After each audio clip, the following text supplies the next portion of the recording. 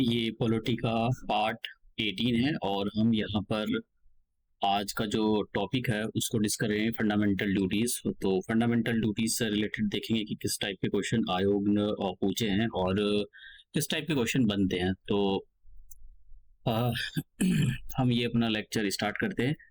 तो fundamental duties पहले आपको पता होना चाहिए कि ये जो फंडामेंटल ड्यूटीज हैं ये कहाँ से कौन से देश से ली गई है।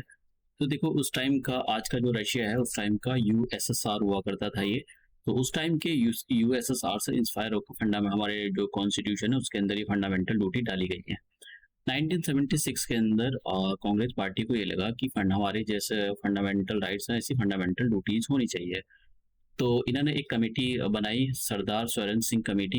इनकी अध्यक्षता में इन्होंने कुछ रिकमेंडेशन दी कि फंडामेंटल ये फंडामेंटल ड्यूटीज इनको इंक्लूड कर लो।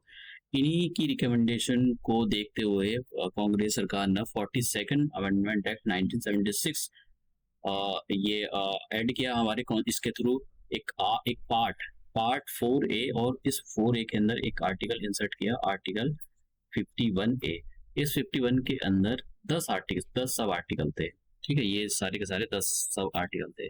उसके बाद में 2002 के अंदर 86 कॉन्स्टिट्यूशन अमेंडमेंट एक्ट किया गया और ये to provide opportunity for the education to his child or ward between the age of 6 to 14 years के बीच में। जो और लास्ट वाला के वाला है ये फंडामेंटल ड्यूटीज 2002 के अंदर 86 कॉन्स्टिट्यूशन अमेंडमेंट एक्ट के थ्रू इसको ऐड किया गया। तो अभी टोटल कितनी है? टोटल है 11।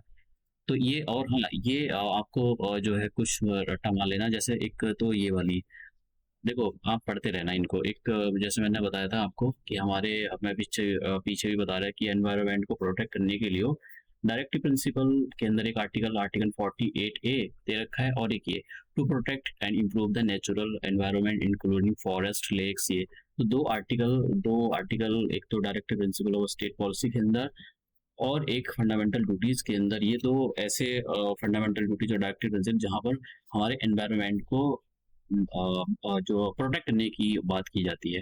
जैसे कि बहुत सारी ड्यूटी है, देखो आपके क्वेश्चन अलग अलग टाइप से पूछा जा सकता है। आपको कुछ ड्यूटी दे दी जाएगी और पूछा जाएगा इनमें से कौन सी ड्यूटी है या नहीं है, तो पता नहीं कैसे पूछा जाए। या ये भी पूछा जाता है सरदार स्वरण सिंह कमेटी किससे रिलेटेड है, फंडामेंटल ड्यूटीज से रिलेटेड है। ये पूछा जाएगा कि ये फंडामेंटल ड्यूटीज किस आर्टिकल के अंडर, ओरिजिनल कॉन्स्टिट्यूशन में नहीं थी ये। कभी आप ओरिजिनल कॉन्स्टिट्यूशन में सोच रहे हो कि ओरिजिनल कॉन्स्टिट्यूशन में, ये तो 42nd कॉन्स्टिट्यूशन अमेंडमेंट एक्ट 1976 में डाली गई है।